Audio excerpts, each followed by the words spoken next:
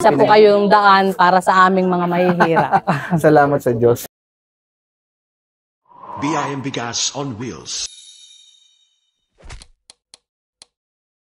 Hi friends, ito po may interview naman po tayo para sa ating programang Biyayang Bigas dito po sa ating lugar dito sa May Cavite. Basta po, ano pangalan mo ulit? Angel po. Angel, nakong ganda naman pangalan mo. Yun na po yung apelido ko ng dalaga. Teka, anong pangalan nyo? Luz Biminda po. Luz Biminda Angel. Angel. So parang anghel kayo ng mga tao dito. Opo. Samahan po ng mga mahihirap. Nakakalipad po ba kayo pag ano? Hindi naman po. Naglalakad naman po.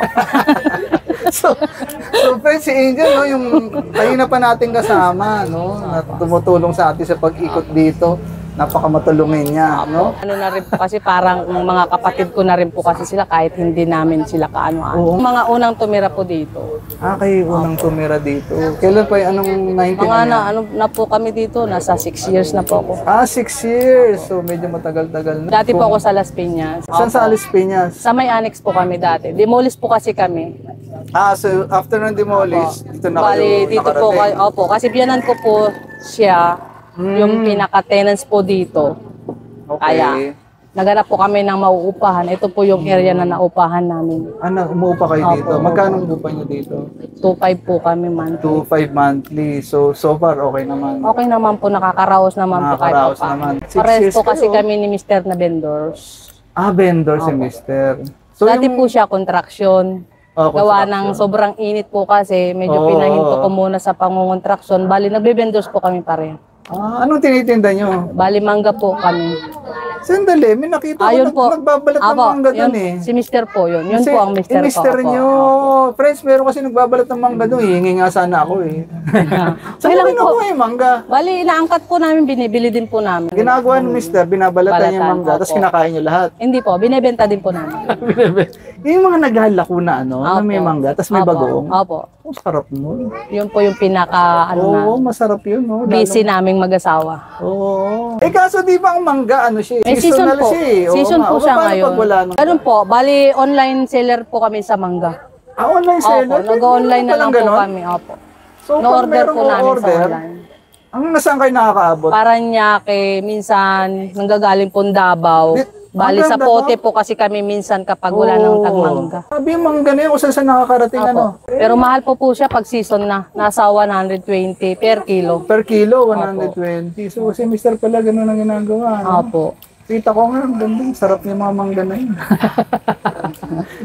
Kasi kung hindi ka na maghanap buhay sa dami ng Hindi maghanap obligation buhay. Oo, totoo yan. bayaran. Ilan ba yung anak nyo?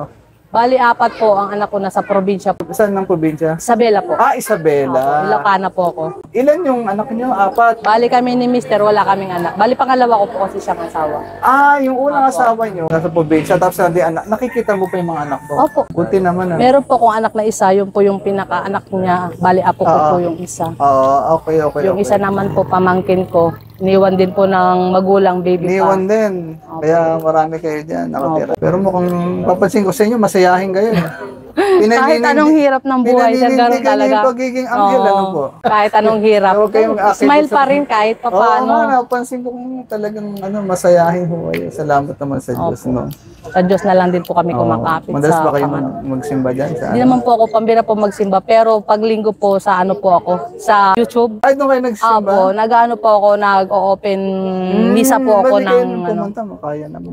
Dito po minsan, kasi minsan po talaga araw-araw po kami kasi lumalabas. Ah, araw-araw kasi talaga. Bali, walang Basta hinya. pag lang makakalimot sa Diyos. 7 to 9 po kasi kami. Ah, 7 ng umaga, 9 ng gabi. Ng gabi. So talagang sipag nyo ha?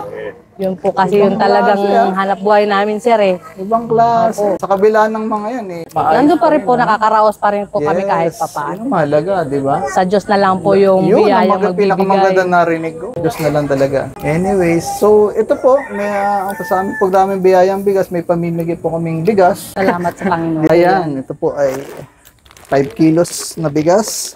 From Jollibee po, chicken Jollibee. Pero ito sa akin na to eh.